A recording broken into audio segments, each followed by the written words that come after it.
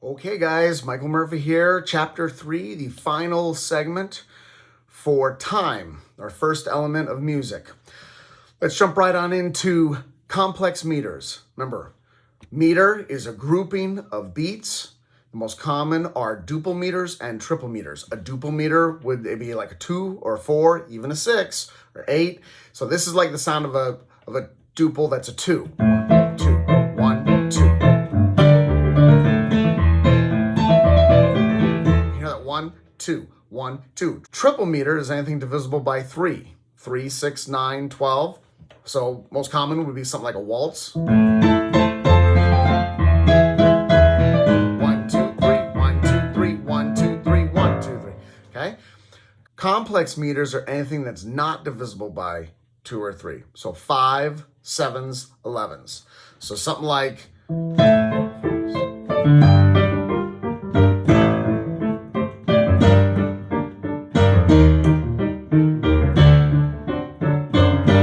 that was a 5. 1, 2, 3, 4, 5. 1, 2, 3, 4, 5. 1, 2, 3, 4, 5. 1, 2, 3, 4, 5.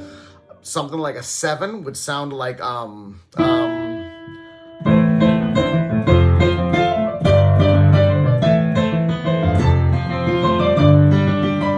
3, 4, 5, 6, 7. 1, 2, 4, 5, 6, 7. 1, 3, 4, 5, 6, 7. 1, 2, 3, 4. Basically, you'll usually feel an unevenness whenever you're listening to anything that's in a complex meter. Some music, like Paul Desmond's Take 5. 1, 2, 3, 4, 5. 1, 2, 3, 4, 5. 1, 2, 3, 4, 5.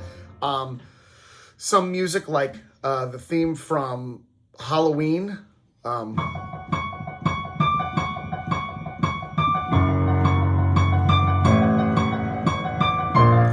Those unevenness kind of quality pieces you'll feel as you're trying to dance or move to it, where you try to start off with like a duple type of feel and it doesn't line up. Then you'll even try the triple and it doesn't line up. Odds are it's a complex meter. Now, this is not to be confused with mixed meter. Mixed meter is where you actually take a meter, such as a measure of 4 and a measure of 4, and then you put it with a measure of 3. And then you might go back to a measure of 4 and 4. So you might count to 4, 4, count to measure of 3, count to measure of 2. Now you're mixing meters versus a complex meter, which is consistently in a different count, such as the 5 or the 7. Mixed meters putting meters together. A good example would be, I Say a Little Prayer for You. Burt Bacharach did it, and how David wrote the lyrics. But if you take a listen to it, I'm just going to give you a little quick example. But if you go, feel the beat and you go 1, 2, 3, 4, 1, 2, 3, 4, 1. The moment I wake up, 3, 4, 1, 2, 3.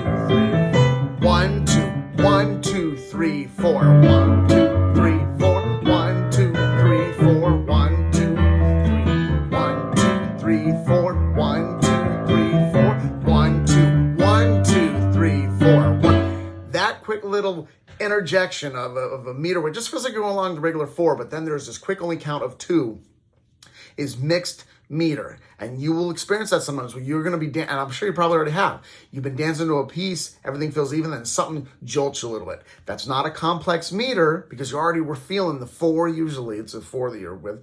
You're already feeling that even meter, and then something throws it off. That is a sign that you're experiencing some mixed meter. So you want to identify where that is. Take a listen to the chorus. You're going to feel 4 even beats, and then you're going to feel where there's an interjection of 3. Check this out.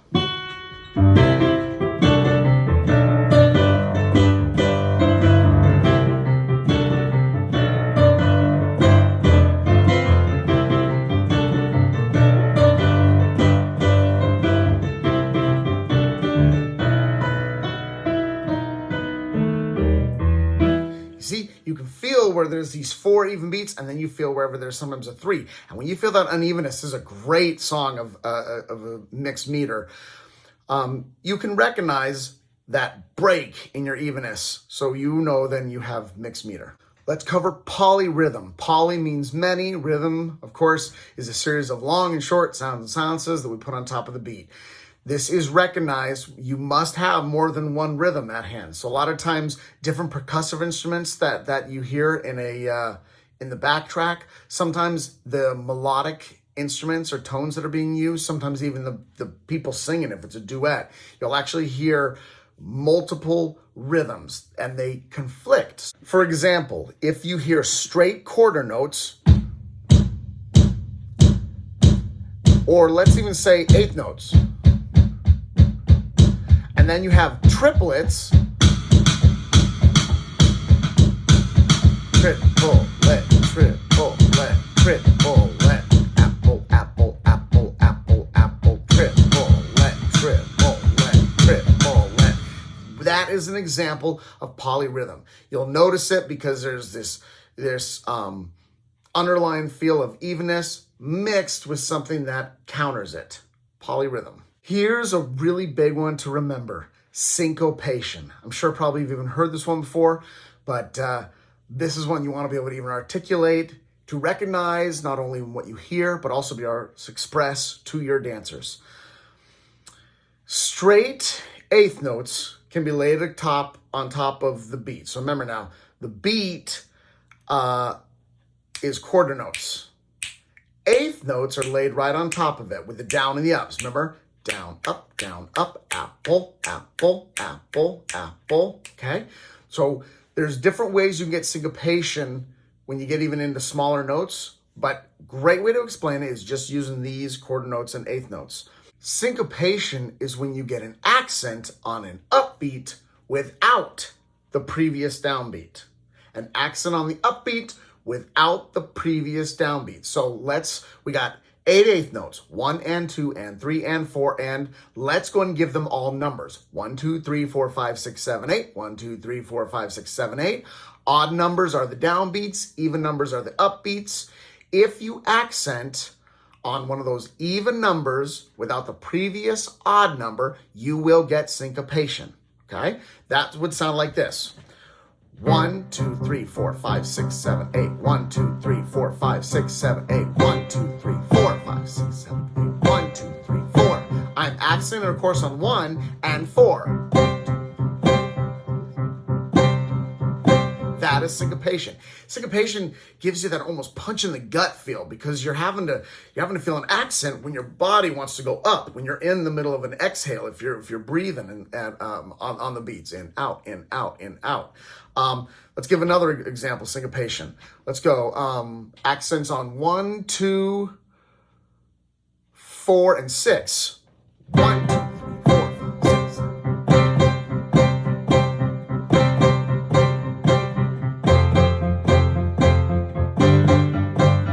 Now watch what happens if I accent on the upbeat and the previous downbeat. So let's say 1, 2, and 7, 8.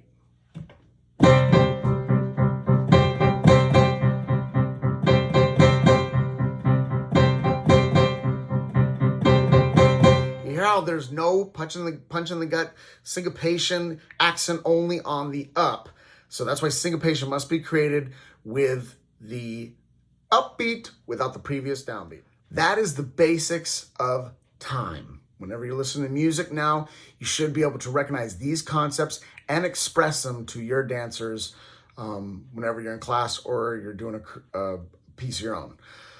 I would suggest also understanding that beats are a matter of perspective. There is true, definite, hey, this is where the musician or other people feel the beat is. But sometimes beats you might feel in a different spot. And as long as you recognize your consistent pulse, you can then still use these concepts at least of subdividing a rhythm. So for example, if you hear something like this, now beat is 1, 2, 3, 4, 1, 2, 3, 4. But if you hear this is the beat, 1, 2, 3, 4, 1, 2, 3, 4, or you hear 1, 2, 3, 4, 1, 2, 3, 4, 1, 2, 3, 4, 1, 2, 3, 4. It's okay if that's where you hear the beat. What matters is that as soon as you find your consistent pulse, you can at least imagine where your eighth notes are. You can imagine throwing triplet eighth notes onto that. You can create your own even rhythm with your feet whenever you're dancing, such as even in tap. As long as you feel where your beat is, that's a huge step It's probably what most of you already do right now. The leveled up dancer, though, will be able to listen to a rhythm and be able to find where the true beat is, usually by wherever your head bounces. 1, 2, 3, 4. 1 and a 2 and 3 and 4. 1 E and a 2 E and a 3 and 4. Apple, apple, watermelon, grape, strawberry, strawberry, strawberry, grape. I can put in my own, if I was dancing, if I could dance, I could go ahead and make my feet match that rhythm I just put in. That rhythm I made up. It was on top of that beat. That's what's so great about dance. You can then either emulate the rhythms that you hear or put in your own rhythms. Also, if you're making your own piece and you want to record your own tracks or insert them, you understand now these concepts to be able to apply and create your own rhythms. Now we're going to talk about something that dancers do not need to be overly concerned with. A 4-4, a 2-4, a 6-8, a 7-8, a 12-8, a 12-4. You as dancers do not need to be concerned with that bottom number. Simply just say whether you want your meter to be an 8, a 2, let's count a 12. That bottom number represents what type of rhythmic note the musician is going to use. In other words, that bottom number for musicians will always be a 4 or an 8. Very seldom will be a 2, and very seldom will ever be anything like a 16. And the reason is because if that bottom number is a 4, it means that the beat is kept with quarter notes. If the bottom number is an 8, it means the beat is kept with an 8th note. There will never be a 7 on the bottom because there's no such thing as a 7th note. It's never going to be a 14 on the bottom. There's no such thing as a 14 note. But you may say, I want to hear a 14. That's okay. But you not need to say, I want to hear a 14, a 4, a 14, 8, a 14. No, you not need to worry about that bottom number. A lot of times, and I've dealt with a number of dance teachers who do this, they want to hear mixed meter. So they'll say, I want to hear a 3 and 4. And then for a musician, a 3-4 means 3 beats per measure, and each beat equals a quarter note. 1, 2, 3, 1, 2, 3, 1, 2, 3, 1, 2, 3. But the dance instructor might be like, no, I want to hear 3 beats and then a 4. I want to hear 1, 2, 3, 1, 2, 3, 4, 1, 2, 3, 1, 2, 3, 4. That's mixed meter. So the dance instructor actually meant, I want to hear 3 counts of 3. I want to hear a count of 3 and a count of 4. You see? So just remember this. Very simple. Just say the one number that you want to hear. You do not need to put that second number behind what you're asking for. In other words, do not say you need to hear a 4-4. Just say you want to hear a 4. Do not say you need to hear a 6-8. Just say you need to hear a 6. If you really know what you're talking about, fine. But otherwise, do not be concerned with that second number.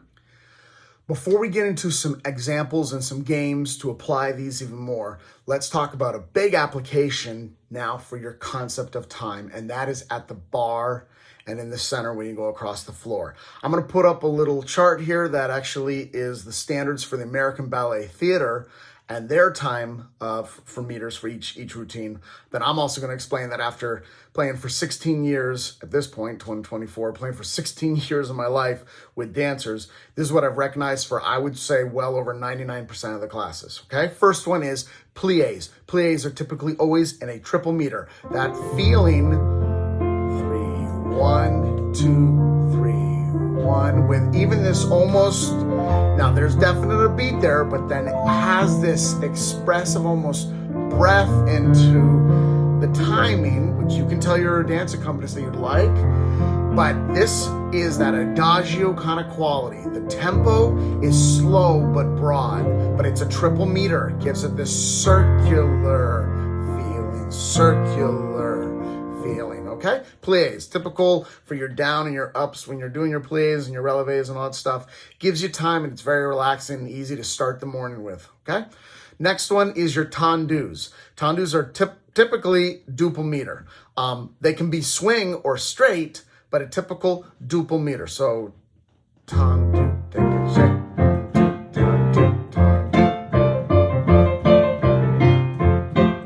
Same thing with the dégagé. Dégagé I put in there because this one, I would say dégagé is 80% of the time duple, but this one is a little more at times because teachers like to change it up occasionally, a triple. But just think about dégagé as being a duple as well. Still can be a triple, but often it's a duple.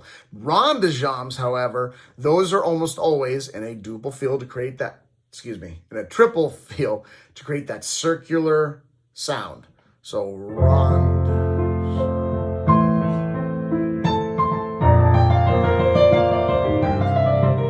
Okay, rond de jambe, circular feel.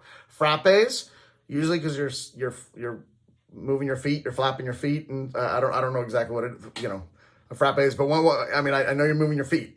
So when you're flapping your feet, duple's the best way to keep that in time. So that kind of.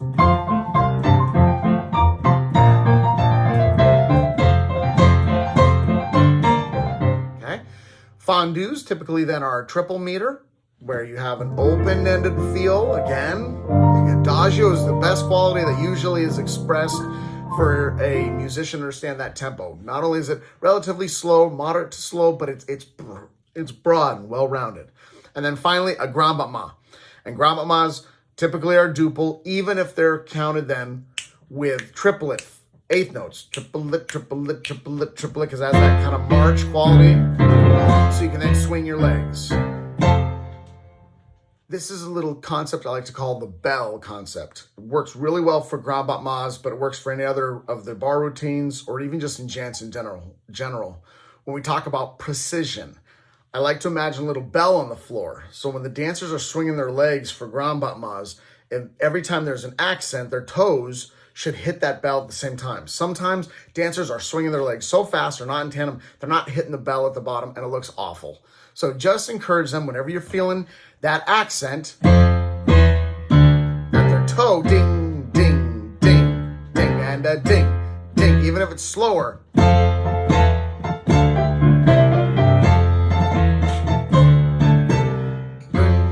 Ding, ding, the toe is at the bottom. If you want to try and make it to where the toes are at the top of each swing, that's okay as well. If you want to imagine a little bell on each side, just make sure that you explain it to them if they're not doing it. Because when you have 20 dancers in a class and their legs are just flipping and flopping each way and they're not staying together, it's probably because they don't understand this concept of where the accent is, where that beat is, and their toes should be at the bottom of the arch, the bottom of the swing, a little bell down there that they're tapping. All right, one of the exercises we're going to do is syncopated claps. So all you do is you just walk. Now these are going to represent our eighth notes. 1, 2, 3, 4, 5, 6, 7, 8. We're going to start off with just straight eighth notes. So let's clap on all 8. Ready? Go. 1, 2, 3, 4, 5, 6, 7, 8. 1, 2, 3, 4, 5, 6, 7. Now I just want you to clap on the odd numbers. Ready? Go. 1, 3, 5, 7.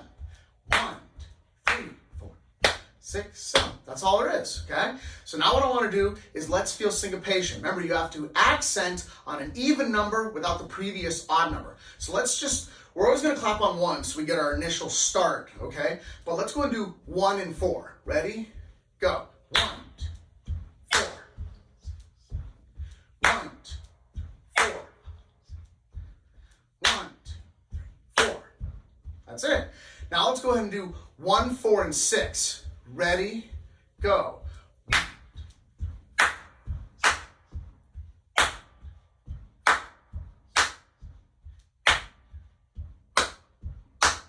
That's it, okay? Now, we're not going to clap anymore. We're going to create accents with our feet. So you can walk quietly, but you're going to accent with a hard stomp on the numbers. So let's do 1 and 4. So move your feet at 8 notes. We're going to go a little faster. Tap, tap, tap, tap, tap. Let's just go about this fast. Tap, tap, tap, tap, tap. We're going to do 1 and 4. Ready? 1, 4. 1, 4.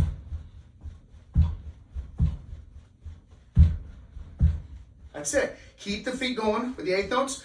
Let's try 1, 4, and 7. 1, 2, 3, 4, 5, 7. 1.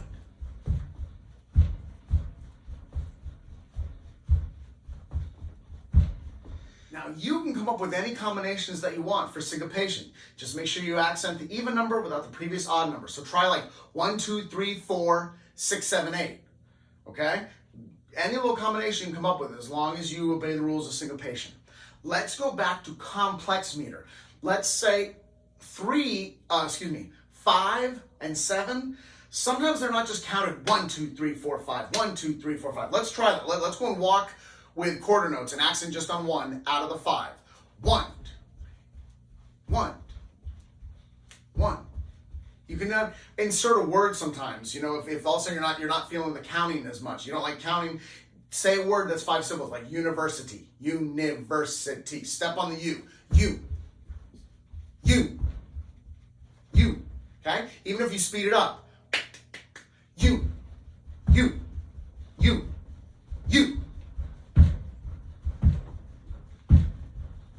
Okay? That is a 5. It's a pretty fast 5. And we're accenting on just 1. But sometimes in the complex meters, we create accents to subdivide it a bit. So for example, a 5 is divisible by a 3 and a 2. So what if we were to say 1, 2, 3, 1, 2, 1, 2, 3, 1, 2. Let's try clapping it first. We're gonna clap 3, then clap 2. Ready? 1, 2, 3, 1, 2, 1, 2, 3, 1, 2.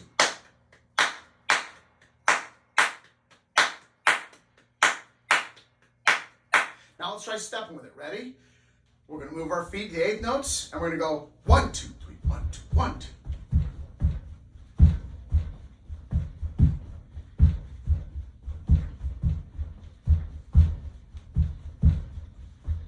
That is a bit of a brain teaser, but try it, okay? It's good exercise. Let's also try a 7. Instead of 7 just counting all the way to 7, let's break up 7 into 3, 2, and 2. 1, 2, 3, 1, 2, 1, 2. That's it. 3, 2, and 2. 1, 2, 3, 1, 2, 1, 2, 1, 2, 3, 1, 2, 1. Let's go ahead and use our accents on all the number 1s. So, clap on the 1 of the 3, the 1 of the 2, and the 1 of the other 2, like this. 1, 2, 1, 2, 1, 2, 3, 1, 2, 1, 2, 1, 2, 3, 1, 2.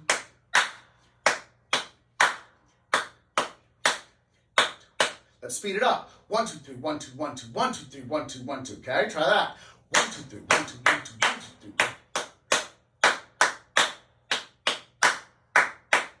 That is a complex meter at a pretty fast speed. We're going to slow it down now and try to do it with our steps. So let's go 8th notes. We're going to do 3, 2, and 2. Accent on the 1s. So you're going to go 1, 2, 3, 1, 2, 1, 2, 1, 2. What's interesting about these is you'll feel your body, kind of like the syncopation they did, but you feel your body go from one side to the other with the accents. Try this again. 3, 2, and 2, accent on the 1s. 1, 2, 3, 1, 2, 1, 2, 1, 2, 3, 1, 2, 1, 2, 1, 2, 1, 1, 1, 1, 1.